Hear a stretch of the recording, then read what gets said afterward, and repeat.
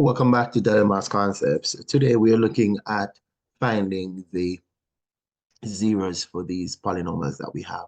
So the first question that we're looking at here, we have f of x is equal to x to the third plus 8. A lot of times when we get these questions, if we rush off into it, we might miss some of the solution. So let us analyze what this really is. What we're actually looking at is the sum of cubes. And by that, I mean that we are able to rewrite this function as f of x is equal to x to the third plus 2 raised to the third. So we actually have the sum of cubes. There is an identity for the sum of cubes, and it is as follows. If I have, let us say, a cube plus b cube, we have an identity which says that we have a plus b, and then in the other parentheses, we're going to have a square minus ab plus b square. So this is an identity that represent the sum of cubes. And when we do this, we are able to get all the solutions, all the zeros coming out.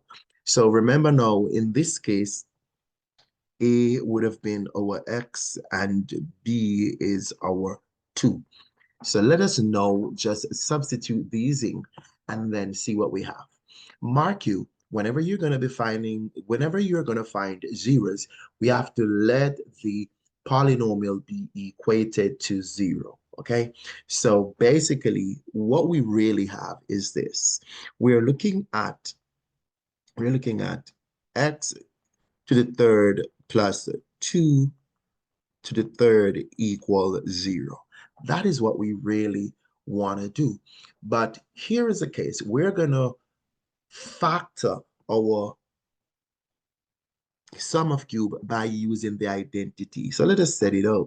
What we really have is we're going to have x plus 2.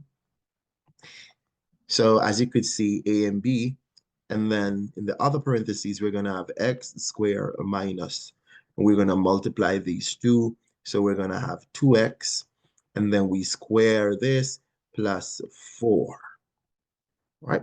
So that's what we really have there. And this is equal to 0. Right? So that is what we are referring to, right, as it relates to going forward.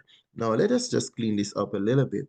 Right now, we could definitely say that either, right, we can say, hey, either x plus 2 is equal to 0, which means that I'm able to subtract 2 from both sides. So x is equal to -2. And this would have been one of my zeros, okay? So I'm going to have a 0 at where x is equal to -2. Also, I'm talking about having one also at this, where we have x squared minus 2x plus 4 equals 0. And this is when, if you look at this, we're not able to factorize this because 4, we can't find, we have limited factors for 4, and none of them will be added to give 2. So what it means, then we're going to have to, we could do a few things with this. We could complete the square if we want, or we could utilize the quadratic formula, okay? So let us say we want to quickly complete the square with this. So let us complete the square. So if I'm going to complete the square here, I'm going to have my x squared minus 2x. I'm going to leave a space here, and then I could get this on the other side here. So I'll subtract 4 from both sides so that we'll have equal -4. Whatever I do on the left side, I'm going to do the same thing to the right side, okay? So let us think about this. We're going to leave a space here because we're going to put something there. We're going to try to complete the square here to make this a perfect square right there. So we're going to take a half of this term. So a half of that is going to be -1. So we're going to be adding -1 square here, -1 square, which means that I'm going to do the same thing.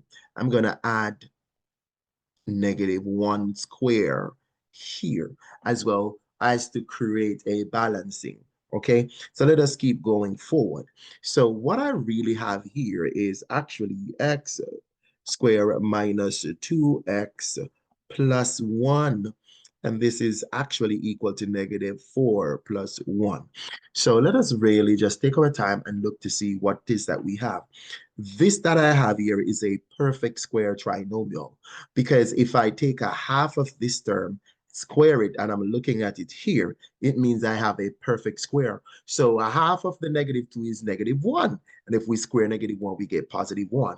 Whenever we have a case like that, we could factorize this easily. We're going to put our x here. We're going to put the square there.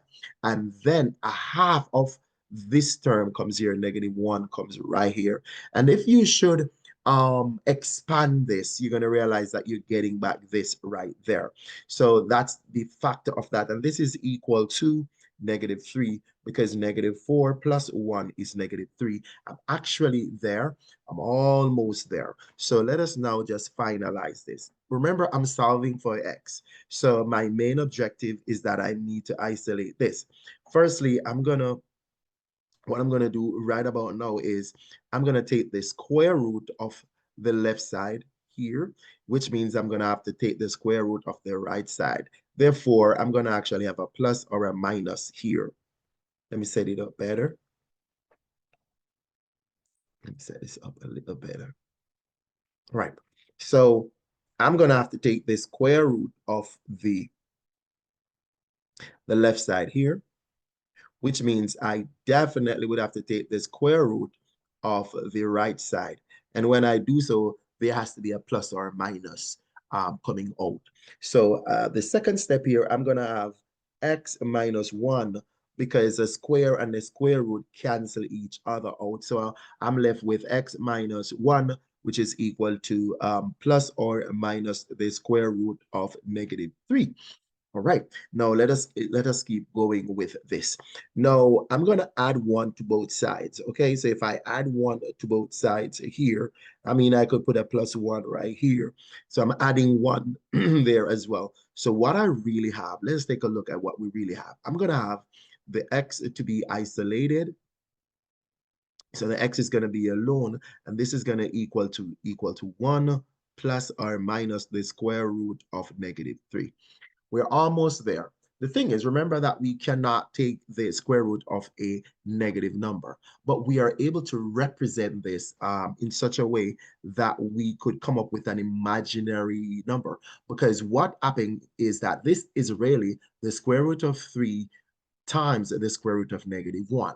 All right, so that's another way we could walk ourselves out. But the square root of negative 1 is what we call I. Okay, so this is what we really have now. So we really have 1 plus or minus the square root of 3 times I. Right, so I could put the I in front of this if I want. The square root of negative 1 is called I. It's an imaginary number there. So the final response is that these are the other zeros, right? They're imaginary. We have 1 plus or minus I square root 3. These are our two last response. If you want to split them apart, would have 1 plus I root 3. Also, we have 1 minus I square root of 3. So my zeros are as follows: negative 2, 1 plus I root 3, 1 minus I root 3. All right, so those are the zeros for that. Let's take a look at the second question. All right, so with this question that I have here, first and foremost, I am seeing where we have x, which is a common factor. And because it is a common factor, what we can do is that we could factor out, all right, the x. And remember, because I'm trying to find the zeros, right? I'm basically trying to solve this. So I'm going to equate this to 0. So x to the third minus 2x squared plus x is equal to 0. My common factor is x. So I'm going to I'm going to pull out x. So I'm going to be left with x squared minus 2x plus 1. And this is equal to 0. Again, what I'm looking at here is a perfect square. And this part is a perfect square. Now let's assess this one more time and take a quick look at it. Now we have -2, which is my b value. If I take a half of this, I'm going to get -1. And if I square -1, I see it here.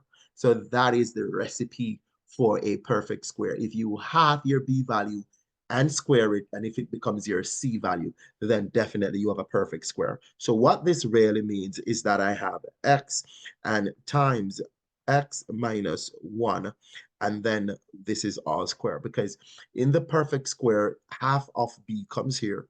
All right, so this is a perfect square, and this is equal to 0. So let us just finalize what we're looking at in terms of this. So here are my answers. First case is x is equal to 0 or x minus 1. All right, all squared is equal to 0. So if we take a look at this and we grab our square roots and so on, what we're looking at is, let's say, so this is x minus 1, which is equal to 0. Because if I took the square root of this and then took it off that, I'm going to end up with x minus 1 equal to 0 still, because the square root of 0 is 0. So if I now add 1 to both sides, so x is equal to 1. Now here is the idea. Here are my zeros. I have, so one of my 0 is at 0, and I also have a 0 at 1.